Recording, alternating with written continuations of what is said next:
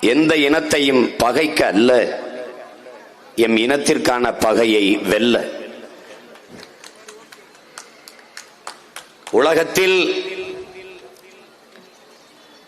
எல்லோரும் மானுடம் அதனுடைய நேயத்தை பேசிக் கொண்டிருந்த காலகட்டத்தில் உயிர்மை நேயம் பேசிய ஒரே இனம் எங்களின் தமிழ் பேரினம் மட்டும்தான். பிறப்பு ஒக்கும் எல்லா மனிதருக்கும் என்று எங்களுடைய மூதாதை உலகிலேயே ஆகச் சிறந்த வாழ்வியல் நன்னெறியை தந்த மகான் வள்ளுவ பெருந்தகை பாடியிருக்கக்கூடும். ஆனால் பிறப்பு ஒக்கும் எல்லா உயிருக்கும் என்று அவன் பாடியது